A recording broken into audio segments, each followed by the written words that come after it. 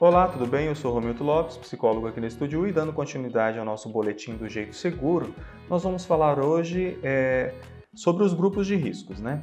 No boletim número 3, nós falamos da diferença entre perigo e risco. Se você já viu, ouviu e se esqueceu, volte lá no boletim número 3 para você poder acompanhar, no nosso podcast também no número 3.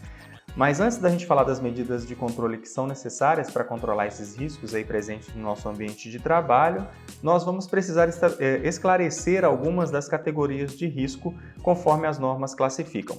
E as normas classificam esses grupos de riscos em 3, são eles os físicos, os químicos e os biológicos.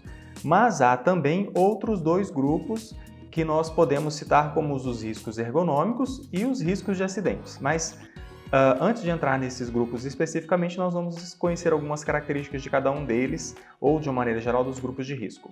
Cada grupo de risco é representado por uma cor e isso facilita a compreensão visual do mapa de risco, que é um mapa para a classificação dos setores da empresa de acordo com os riscos que estão presentes ali e o que cada parte da relação trabalhista vai poder fazer para prevenir esses acidentes.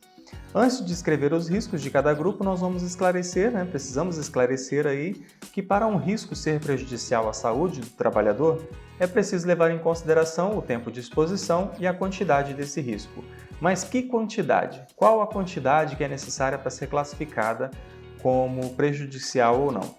A quantidade está especificada em cada norma. Cada setor econômico está regulado por uma norma regulamentadora ou por várias normas regulamentadoras e as quantidades dos riscos que são permitidas para essas atividades está estabelecido nessas normas. Para saber se um risco é prejudicial e quais serão as medidas de controles que vão ser adotadas, são realizadas aí as análises e levantamentos no ambiente de trabalho.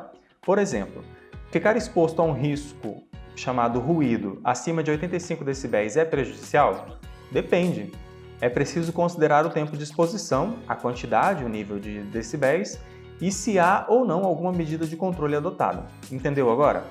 Então, para a gente poder contextualizar a questão do risco, é preciso analisar todas essas questões que estão envolvidas, os levantamentos e análises que foram feitas, as medidas de controle, a quantidade, o tempo de exposição. No próximo boletim, então, nós vamos começar a conhecer cada grupo especificamente dos riscos e serão os riscos físicos que nós vamos iniciar e onde nós podemos encontrá-los. Nós vamos trazer exemplos bem fáceis e cotidianos da nossa vida. Acompanhe o nosso boletim nas redes sociais, no Spotify, no YouTube, no Google Podcast ou na Apple Podcast. E acesse também o nosso site para você poder conhecer e ouvir por lá e fazer o download do material que está disponível para você. Acesse estudio.com e participe com a gente da nossa meta de criar cultura de segurança. Até o próximo!